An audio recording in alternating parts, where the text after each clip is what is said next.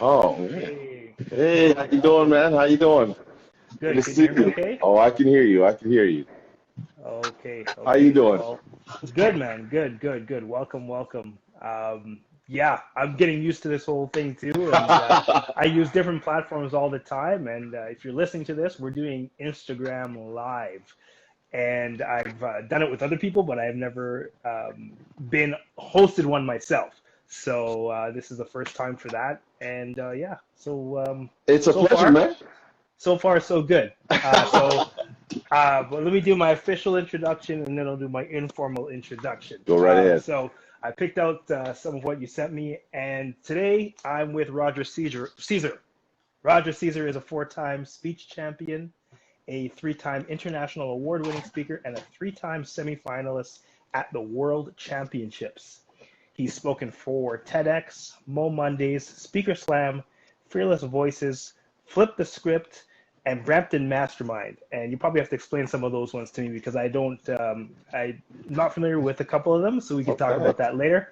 All right. He's the proud owner of Caesar Transport, a family-owned business going on your 36th year. Is that what 37 I now. 37 30, now.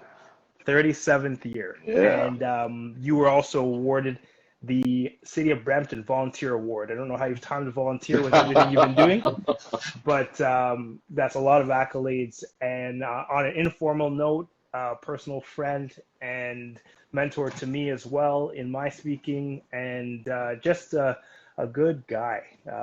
When I went through everything that I went through with being charged and incarcerated, Roger was there for me as far as connecting, keeping me connected, and also getting support and letting people in the Toastmasters, I guess we'll call it family, Yes, of course it is. um, It was. know what was going on, and then of course always being of support to me and to my wife. So I'm always appreciative about that. And I love the call that you placed to me this morning because we were going to go one direction, but Yeah. with everything going on, I think it's a good idea to kind of just reflect on the year and keep it upbeat going into 2021. Today, there was an announcement that the province is going into a lockdown on Boxing Day, I Crazy. think it is. Absolutely crazy, man. Yeah. It's So, been a first of all, roller coaster. welcome. Thank Yeah. you. Thank you. And hey, listen, let me say this. Congratulations, my friend.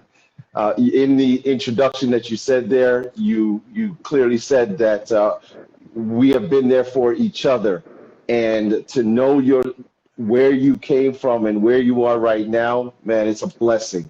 It's a blessing to see how far you have come, and nothing but the sky, as they say, the sky's the limit for you, man. Okay. Well, thank you for Let's that. even stop that. The sky is not the limit. Keep going.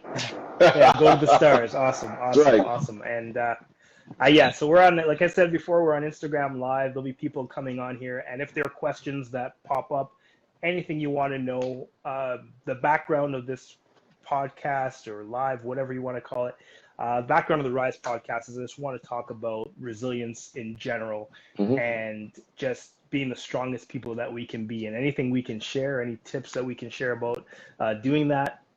That is what we're here for, and that's why I started the podcast. And I just look for people who have been through things and have risen above things. Hmm. And this year has been absolutely crazy as far as the unpredictability of it all.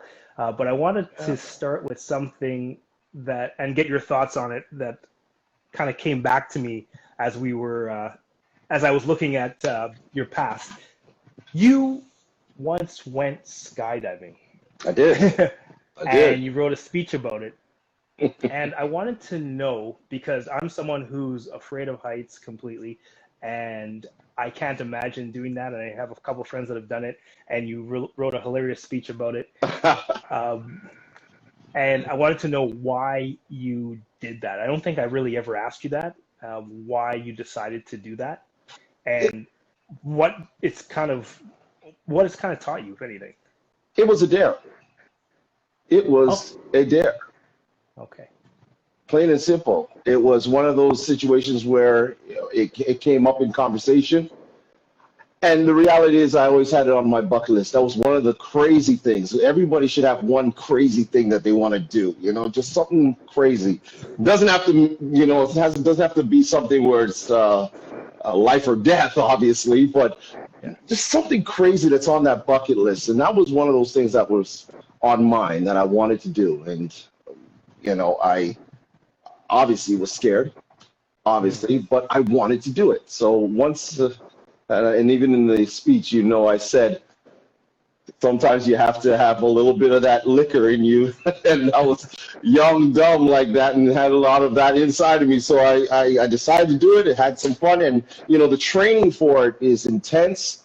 You're in a bubble. You're in this indoor type of machine that simulates the whole process. And then you get out there and you actually practice. And, man, it's nothing like when you actually get out there, because there's different elements that come with it. And once it was over, my goodness, man, I'm telling you, I literally kissed the ground. It was one of those things where I said, okay, I did it because it was on my bucket list. I wanted to try it. I had a lot of fun.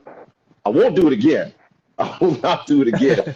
But I will say this, I think everybody needs to do something once that they really, really want to do. Like, just go out and do it. Okay. Now, you said everyone should have something crazy on their bucket Yes, list. yes. Why? Because you know what? I think that far too often we go with the norms. We have a lot of things that are just normal that we want to do. Well, we want to go to exotic trips, and we want to do, do crazy, not crazy, but you want to do those normal things. And sometimes what we need to do is get away from that, get out of our own little shell, out of our own little bubble, and try something that, maybe that wasn't something I was going to do, but why not?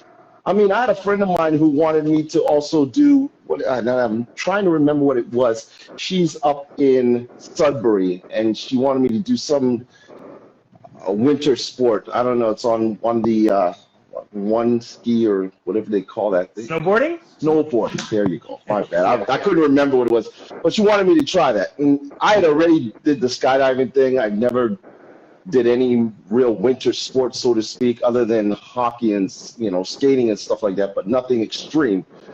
But again, if I had never done that, maybe that would have been something I would have tried, because it's out of my comfort zone. It's not the norm for me to do, and everybody should have just one, whether you can get it done or not. At least have one. Have one. Okay. And that was your thing. That was mine. The skydiving. That was it. And in my keynotes, and I talk about resilience. One of the keys to resilience I talk about is challenge, and finding some way to challenge yourself. Because when we can challenge ourselves, we're able to build resilience in one area, and then that helps us in other areas. Is that related to you being a speaker at all, or trying something that was scary for you? Because I know that despite your accolades, you were a shy person when it came to speaking to people, and you found it uncomfortable, even though you run your own business. And that's something that a lot of people don't really put together, that if you are in a business where you talk to people, people assume that you're comfortable in public speaking scenarios. Like you have your own business. I was a police officer. So they think in these roles, of course, you talk to people all the time. Of course, you're going to be a good speaker, but they only see you now. What about the challenges you've put yourself through in the past and the bucket list things that you've done in the past? How has that helped you become a better communicator or in other areas of life?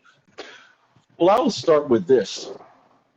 When I was younger, I was petrified of just reading. And it's a story that I talk about in one of my speeches that I do, where I was so afraid because I would stutter, I would stammer on words, and I would shy away from any opportunity that I had to publicly speak. So especially when you're in grade school and the teacher would ask you to read something or to get up and explain yourself. Those were moments when I got absolutely petrified, nervous, scared, you name it. That's what it was. And I remember there was a teacher that put me on the right path. And back then, keep in mind, it's not like how it is today where teachers cannot be really straight with you. Do you remember what I'm talking about? You and I are around the same age group, and the teachers back then would tell you like it is, and they didn't sugarcoat it. And I remember it hurt a bit, but then I took that and I used it as fuel for myself. And I think that was what was important. The other factor is that she was also my track coach, and as you know, track was my life. So when I was in class, she treated me a certain way because she wanted so badly for me to understand how I can get better.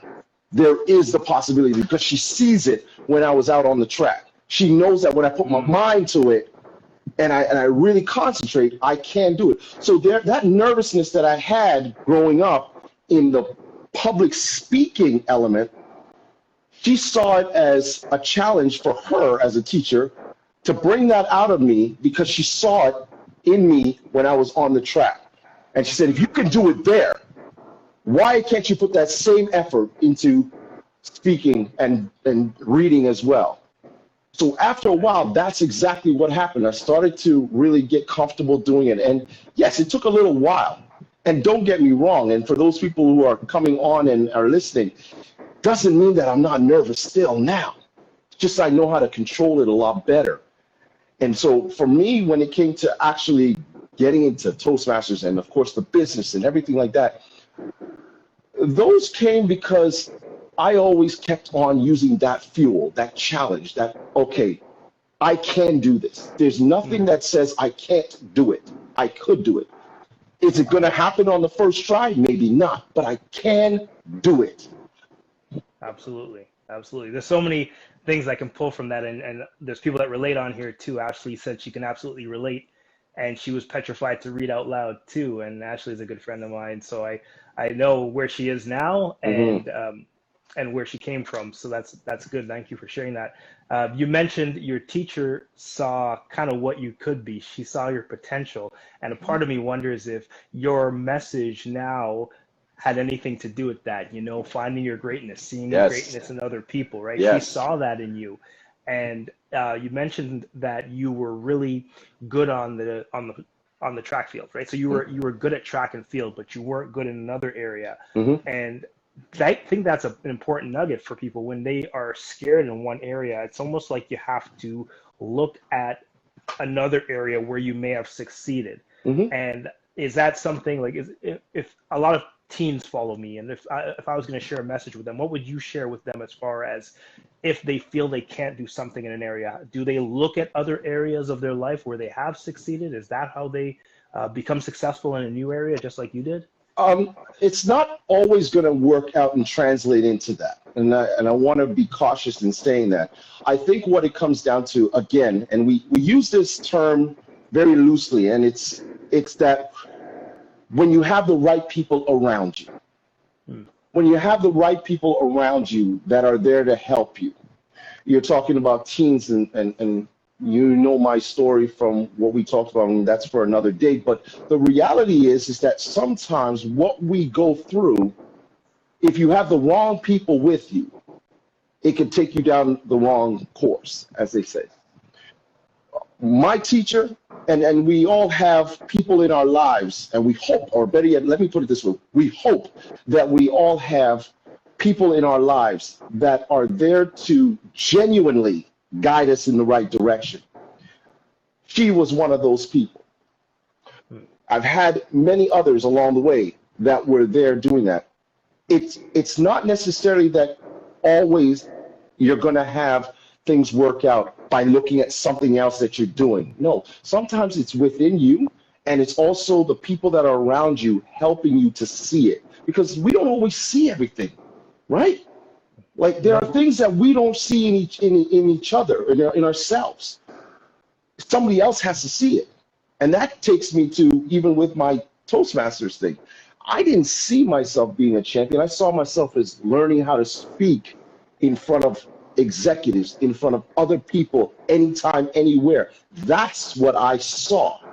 Someone else saw you could be a champion one day. You could do better, right? A gentleman by the name of Sanjay Sharma. He Yeah. saw that. You know that. I've told you this story a million times, but that's how it happens. We have our two eyes, but there are other eyes around us that see things from a different perspective. And sometimes the good ones, the genuine ones, are the ones we got to look at and say, okay, what do you actually see in me? What is it that you see?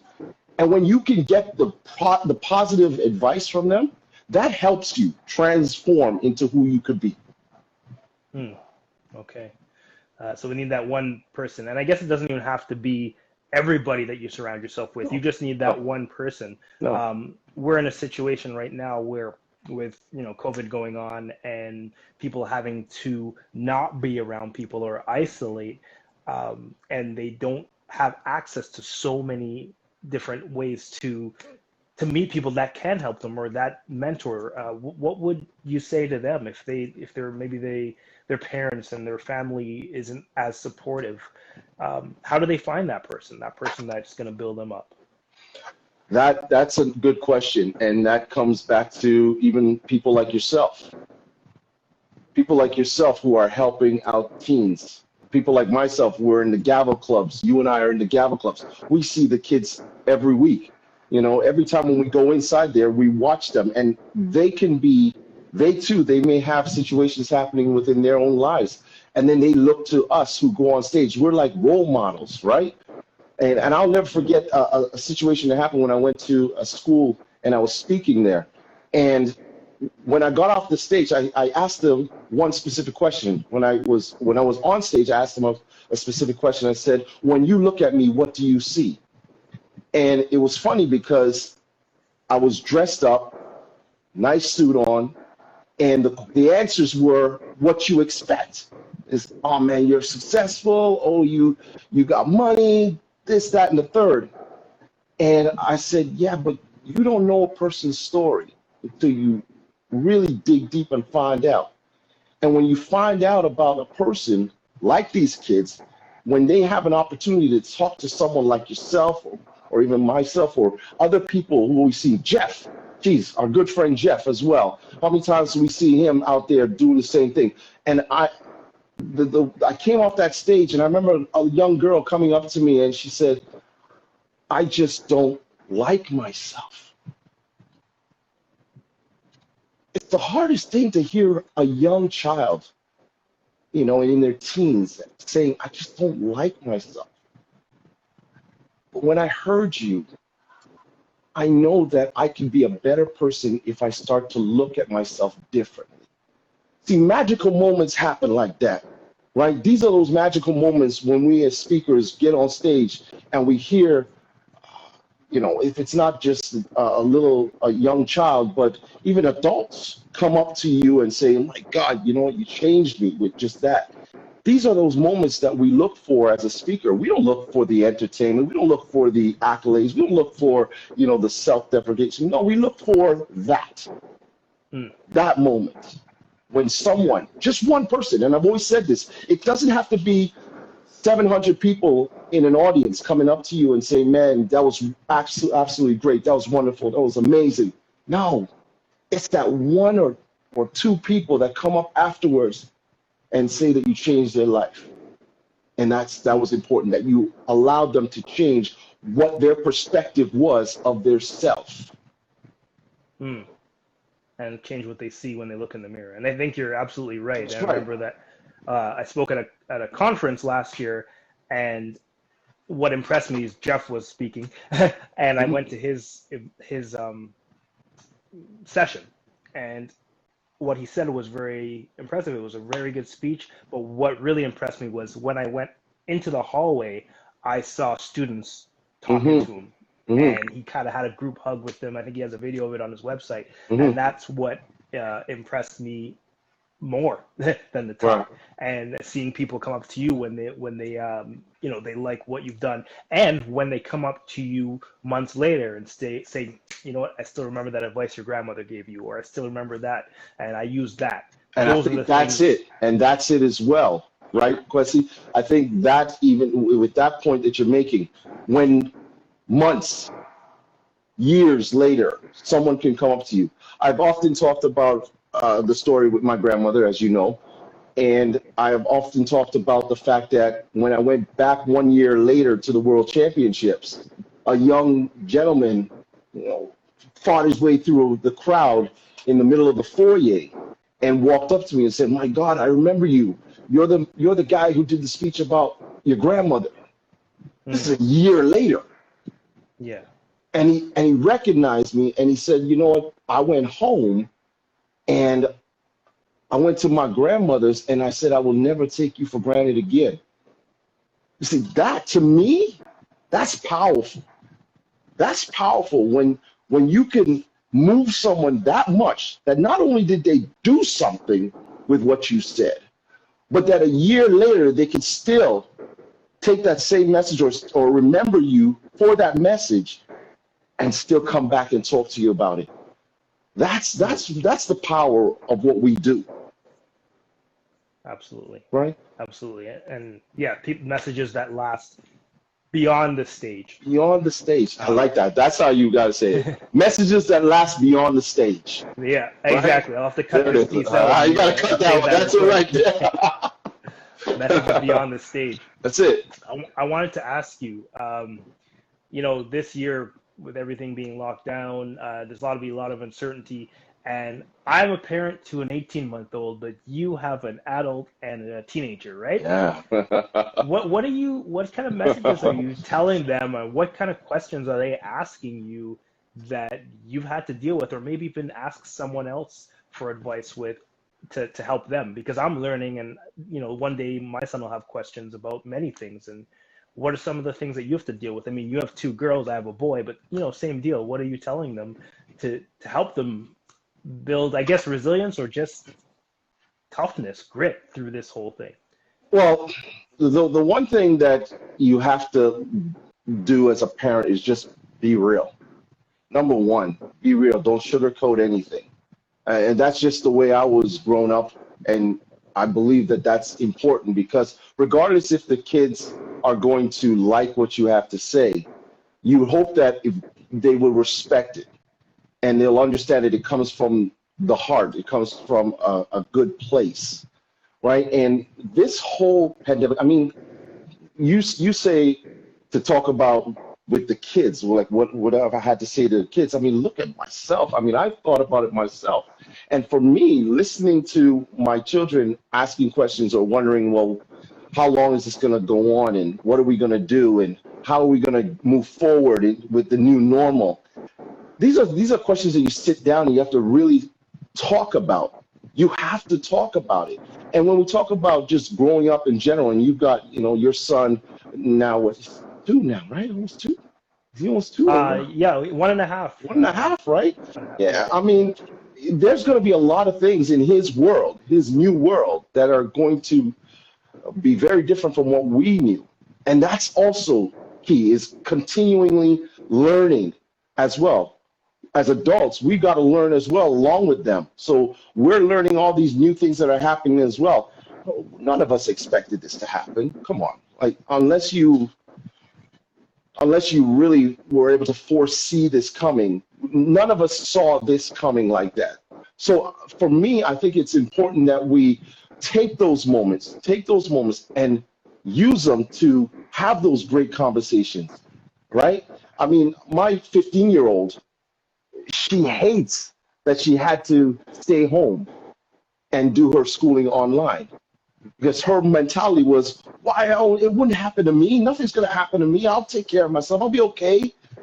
But we have to look at it from the perspective of, okay, what's safer? You there where anything can happen, or you in here and you're still getting the same learning, same education, but you're safer, right? And even with my older daughter, it's difficult because, 25, come on, we remember what it's like when we were that age. You want to be out there, and here you are being stalled, right? And told you can't. But she's been able to adjust very well. And I think that with them, it's funny because I think they've taken it with that fashion style and used it in their way, like the masks and everything like that, right? So let's have fun with it while it's serious, but let's have some fun with it. So it's a conversation that you have to have. You have to sit down and have that conversation. And if you don't and you mask it, no pun intended, it doesn't bode well. Yeah. Those are those moments that, as a parent, you want to have with your children. And so you look forward to those moments, and something you said. I don't say I look forward to them, but not all the time. Not all the time. True. I mean, True. you don't always look forward to them. You don't always look forward to those moments, but at the same time, I think it's very important that you have them, that you don't hide them. You have to have them. Not every conversation with your kids, and I've had many of them with my daughters, especially even with my oldest one, they're not always going to be the greatest conversations, but they're meant to happen.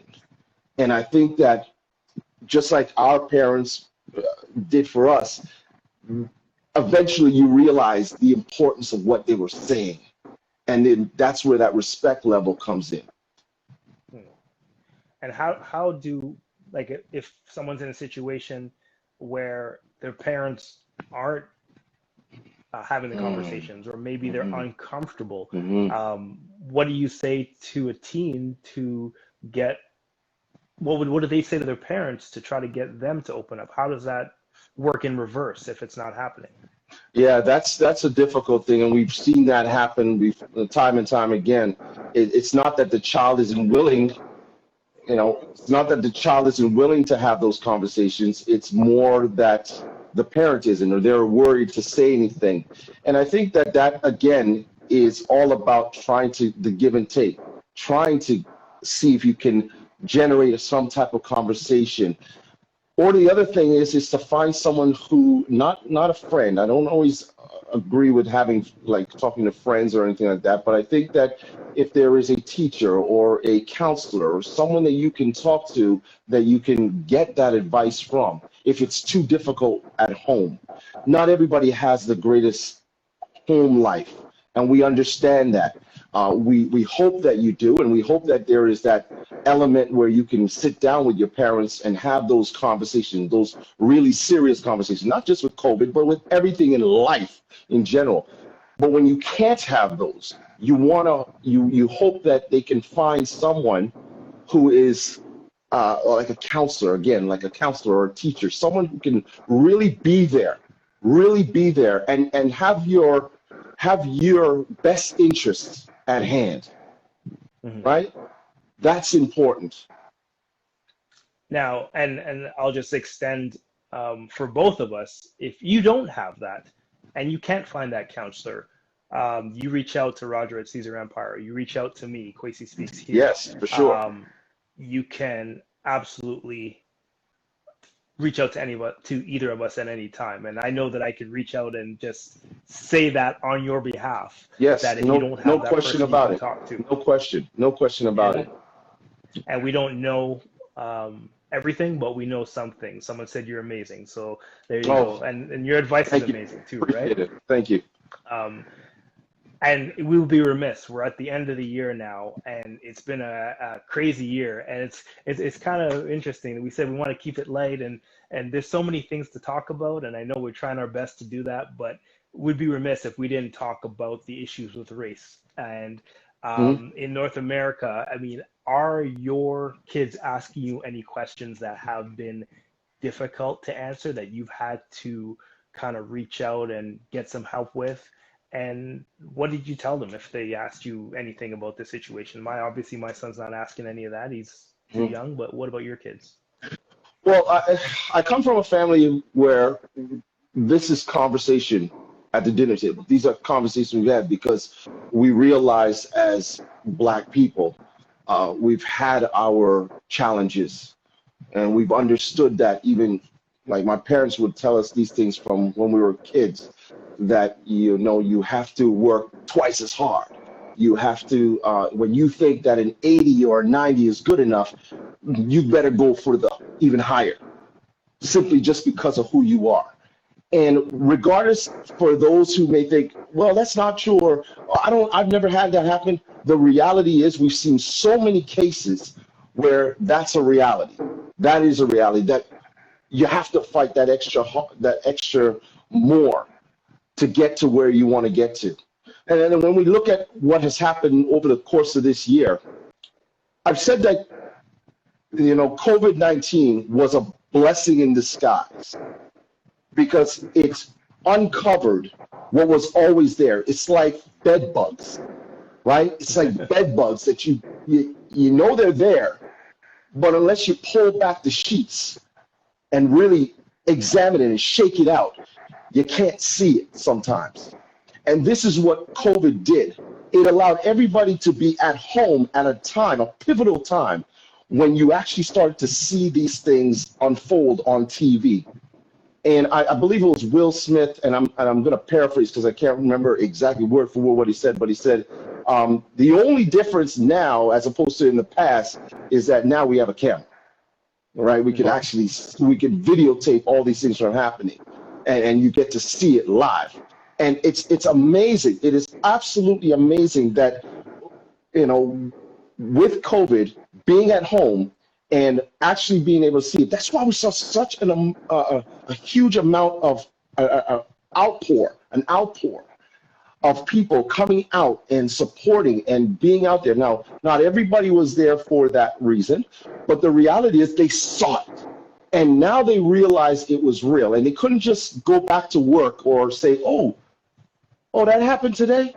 Oh, okay. Can you pass me those papers right now? And forget about it, right? Now they were glued because they had nothing else to do but see it happening. So those bed bugs got shaken out, and you saw it. And I think for us as a people, it was enlightening to see that there was that support there. There was the overwhelming amount of people who came out and understood what was going on. And I would be remiss if I didn't say that I've had a lot of companies reach out to me and say, you know what, geez, I didn't realize we were so blinded, even in our own practice, right? Because you just go through the day-to-day operations and not realize what's happening. And they themselves even looked at this and said, okay, you know, we need to make changes. And we're asking you to come in and help. We're asking other people to come in and help us to figure out how we can bring in that diversity and change things so that we don't have this type of look that has been plagued all over the world, for that matter. And we've seen it. And this now is an eye-opener for everyone to understand and to see just what's been happening. And it's not just with us. It's just that now it's more prevalent because of what's going on. But it's not just with us. There's other races that have been dealing with these type of prejudicial issues for eons. Right? And I think this was important. That's why I say it was a blessing in disguise for this to have happened, because it allowed everybody to see what really has been going on forever. Something you said, it was interesting there, that the relation between COVID and this, people were at home, and so everyone was watching. People weren't so busy doing all these different things. Mm-hmm. Everybody was forced to be home and see firsthand what was going on. And mm-hmm. What are some of the things that you're doing to help? Because if someone calls you and says, okay, we need to help you, so you need to help us with our diversity, or you need to help us, where do you start? What do you do? Well, first of all, it starts right there. Let's keep it real. It starts right there. Acknowledge. When you can acknowledge that your organization has a problem, when you can acknowledge that your organization has not been fulfilling its duty in making sure that there was diversity there. That there is the start point. The next step is bringing in people, and I'm not going to sit here and say that I'm an expert, but I also know what it feels like to be black and to understand the whole idea of what it's like to live like this, because I am it. And that's not a joke, but it's the reality.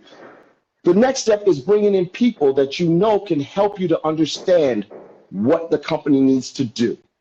And whether it's myself who brings in the aspect of experiences and helps them to understand what I am as an owner of a company, how I've had to deal with my experiences as an owner, the different things I've had to deal with in my business, or whether it's bringing in true individuals who are working under, like, what's the saying? Who are in the trenches, working hard to try and get the equality to a level where we all can say, okay, we are even, or we're at least somewhere there. Those are the type of things that you do for the start points. So it's first to acknowledge we have a problem. It's like anything else in life. You acknowledge that there is a problem. Then the next step is, okay, who do we need that can help us to fix that problem? It's example. You have a pipe that breaks in the house, right? You have a pipe that breaks in the house. The acknowledgement is, oh my God, like, we have a problem here. This pipe broke.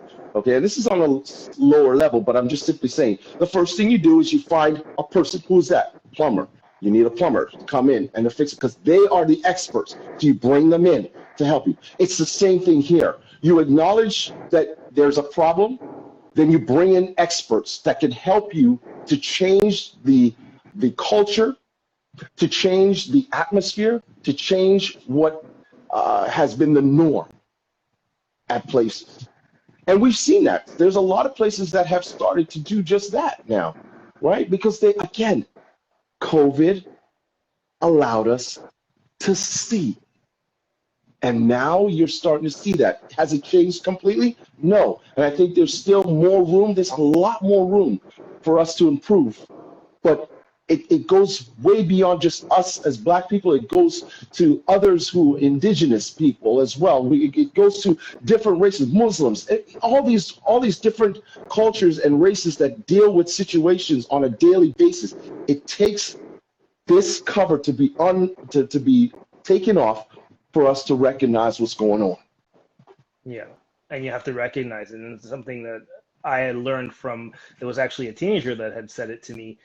She said that Chinese people are running into this now because, COVID, China originated, right? It originated in China. And so there's backlash against Chinese people because the disease just happened to originate in this country. Mm-hmm. And you say recognize. I didn't even recognize that was something they were dealing with.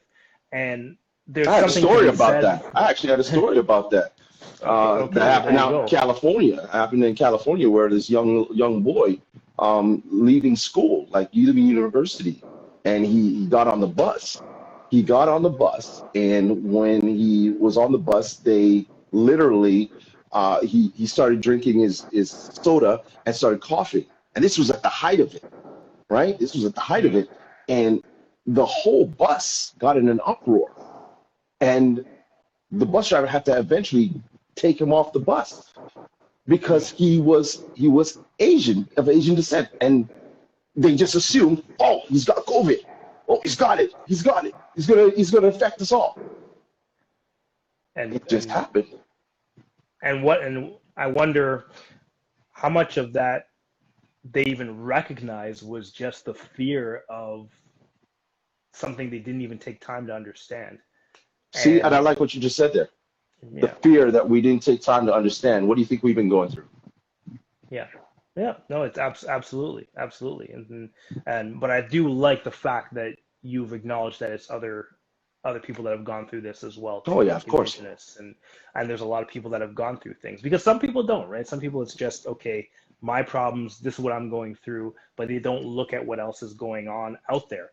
And that there might be a message in there for what we're dealing with in the world, because a lot of times people think, oh, I'm just stuck in my problem, and they can't really see outside of it. Mm-hmm. And when they don't look outside of their problem, they can't find a solution. Mm-hmm. It's And quite true. so where do we go in 2021? So we don't know, when COVID's going to end. We don't know, this vaccine and all of this. What, if you could tell people one thing as far as what they should do going forward to not get lost in the fact that there's so much uncertainty, what would you say? Wow. I know that's a big question. That's a big, that's a big question. One piece of advice to keep, to stay resilient in uncertain times. I think at the end of the day, too, Kwesi, it's also important to understand when we talk about this here, and I'm going to even go back to what we were just referencing. We have to understand that humanity, it's worth something. We are all worth something. 2020 has essentially, and what's funny about the year is, what is 2020? When we talk about 2020, it's usually associated with your vision, right?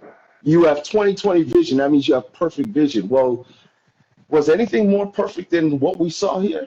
The idea that you could see how horrible and how bad we can be as a society and as human beings, right? With all the different things that have happened, and it unmasked a lot of the problems that we have as a society, as a global unit. And I think that what we need to do is get back to the fact that 2020 was a bad year. 2021, we have to start realizing our worth as human beings, our value. We have to understand that, you know what, this is may and could possibly be the new norm. So start taking it serious. Start taking it serious. We see too many people still not believing how serious this is.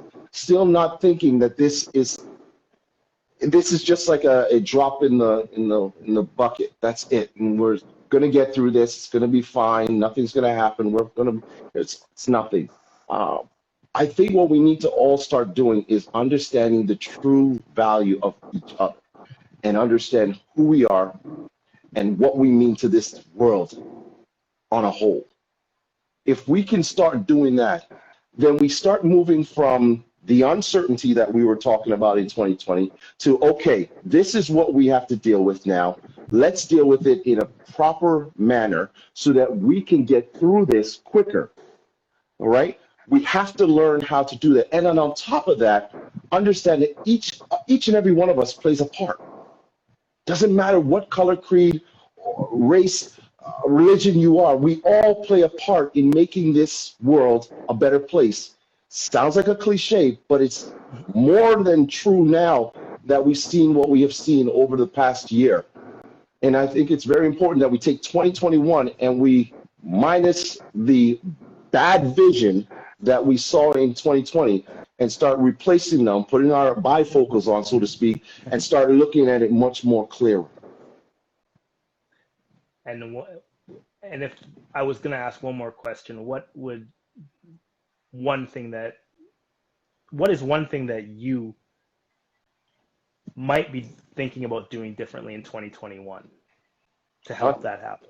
Not taking freedom lightly. Not taking my freedom lightly. Right? Not taking life for granted. Not taking opportunities, small as they may be, for granted. Not discrediting those moments that I have with my children and just saying, oh, well, they'll come around again tomorrow. Everything changed this year, and it made me realize that all those small things that we just said, it's nothing. It's nothing. I'll deal with it another time. Oh, I said this to that person, who cares? Now you realize that in this year, change that. Make those things important. Make those things that we used to look at as nothing into something. Make those moments that you failed to have with your loved ones or your friends or those connections that you wanted to make those things better. Make those the reason why you live rather than exist. That's what I think. It's just, that's what this has made me realize. The fact that we can no longer take things for granted anymore, more than anything else. I love the way you put it. And I'm going to leave it right there with that. Don't take the small moments for granted. My 18-month-old, he reminds me of that all the time, just the little things, the little changes. And I love that you've been able to look at COVID and say, okay, it's uncovered some things. There's been, it's a serious thing that we're going through, but it's some positives that you've taken out of it, things that have opened your eyes. And one of the things that has opened my eyes for me is spending time with my family. And I know that coming from a policing background, I have friends that are police officers and they see the negative side of it. You know, people that have been with people that they didn't want to be with, and some negative, horrible, violent things have happened. But for me, being able to spend time with my family, spend time with my son and my wife, has been an absolute blessing. And it's been a blessing to have you on here. I met you through the speaking world, and there's something to be said for sharing your story, because I know so many stories about you, and you know my story brings us closer together. So as we conclude here, if you're watching this, if you're listening to this, share your story with other people. Be kind. Don't take the small moments for granted. As we close, tell people where they can find you, Roger, where they can find you online and connect with you. Of course. Well, I am here. I am on Instagram at Caesar.empire. That's CAESAR.empire. I'm also on LinkedIn, and you can check my website. It's rogercaesar.com. And I am always trying to help people to keep rising, to find their greatness. Perfect. And you've helped me with that. You've helped people listening today. And remember, everyone, it's in our imperfections that we make the deepest connections. So thanks for joining, and have an awesome night. Good night, everyone. Okay. Okay, my friend. You did it. Nice.